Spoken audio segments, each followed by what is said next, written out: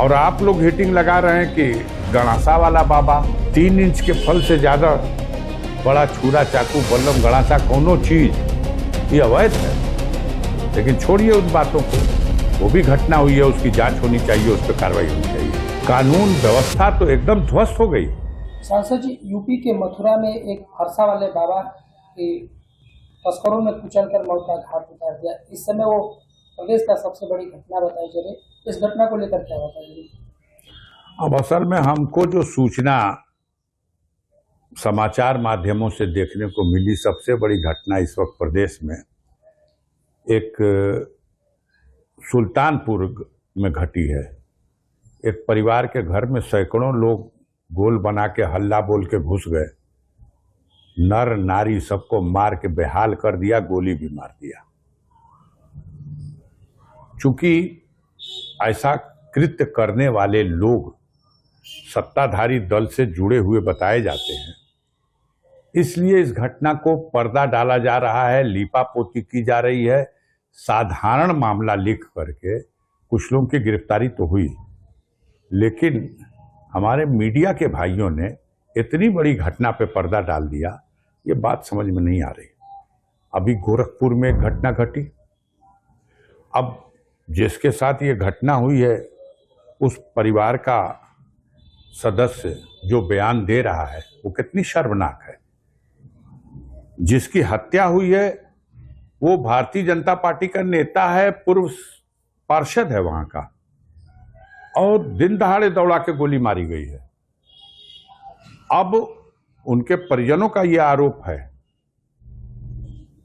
कि माननीय मुख्यमंत्री के शहर में एक हुई घटना में माननीय मुख्यमंत्री के कार्यालय में वरिष्ठ पदों पर बैठे हुए अधिकारी उन घृणित कांड को करने वाले लोगों को पनाह दे रहे हैं, संरक्षण दे रहे हैं।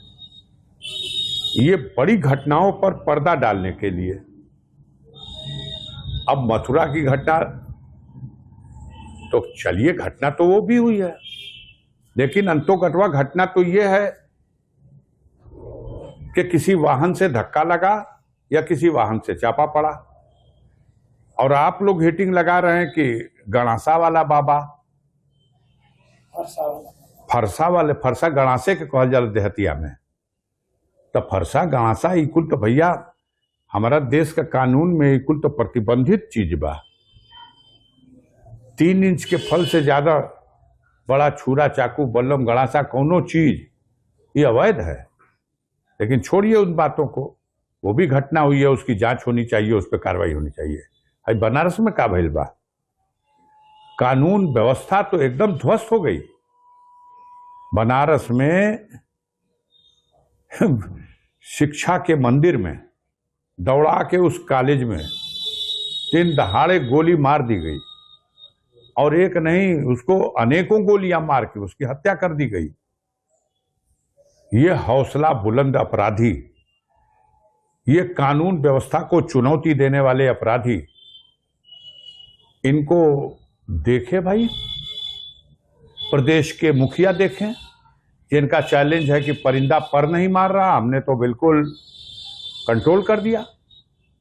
आपने अपनी सत्ता के संरक्षण में इतने पापी और अपराधी विचार के लोगों को संरक्षण प्रदान कर दिया है कि उनका इतना हौसला बुलंद है कि वो कहीं भी कोई भी किसी समय कोई घटना को अंजाम दे सकते हैं, और वो हो रहा है। अब सब अवाक है कि भाई कहां बना लोग, बुलडोजरवा कहां चल गई। ये गाजीपुर में घटना घटी है, चाणीपुर में होली के दिन मामूली विवाद हुआ था, पुलिस तक बात गई, पुलिस दोनों पार्टी को थाने ले गई, एक ही पार्टी को वो दंडित भी किया, 2-4 लकड़ा मारा भी, गाली फक्कड़ भी दिया और भगा दिया। और चंद एक हफ्ता भी नहीं बीता था, उसको दिन दहाड़े गोली मार दिया गया, उसकी हत्या कर दी गई। उसमें 5-6 नामजद अभियुक्त हैं, अन्य अज्ञात भी हैं। अब कहां है बुलडोजर, कहां है encounter, half encounter, full encounter? कौन सा मानक अपनाया जाएगा? इन घटनाओं के लिए, इन अपराधों के लिए, इसकी रोकथाम के लिए। मेरे समझ से उत्तर प्रदेश जंगल राज की तरफ बढ़ रहा है। उत्तर प्रदेश की कानून व्यवस्था बिल्कुल ध्वस्त हो गई है। पकड़े जा रहे हैं ये भ्रष्ट अधिकारी, तो छोटे छोटे अधिकारी और कर्मचारियों के घर से एक एक ट्रक भर के ले जाने बराबर नोट मिल जा रही है। संपत्तियों का खुलासा हो रहा है। राजनेता तो बदनाम कर दिए गए हैं। हो सकता है कुछ राजनेताओं में भी जो सत्ता के संरक्षण में हो, फल फूल रहे हों, करोड़ों अरबों की संपत्ति बना रहे हों, लेकिन कार्रवाई जिस तरह से हो रही है, चिन्हित करके विरोध पक्ष के नेताओं के खिलाफ न्यायपालिका के आदेश को भी दरकिनार कर दिया जा रहा है। उत्तर प्रदेश जंगल राज की तरफ बढ़ गया है।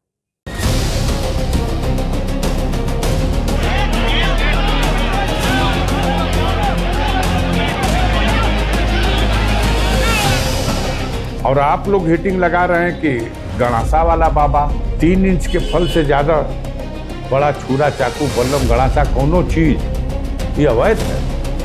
लेकिन छोड़िए उन बातों को, वो भी घटना हुई है, उसकी जांच होनी चाहिए, उस पर कार्रवाई होनी चाहिए। कानून व्यवस्था तो एकदम ध्वस्त हो गई।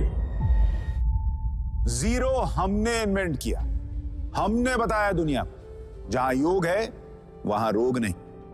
सबसे पुरानी सभ्यता है हमारी। गुलामी से तो और देश भी लड़े भाई, पर आजादी के लिए अहिंसा का रास्ता बस हमारा था।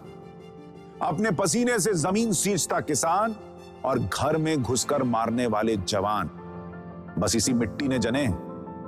इसके हाथ ने जब थामा जज्बा तो इतिहास रचे।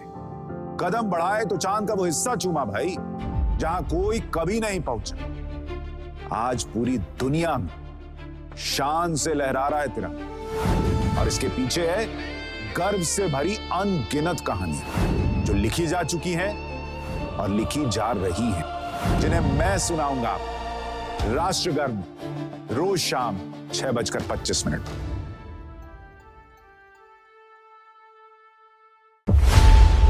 खबरों की रणभूमि में यहां शोर नहीं, सोच लड़ती है। जहां शब्द नहीं, फैक्ट्स वार करते हैं, और हर सवाल खोलता है सच की नई परत।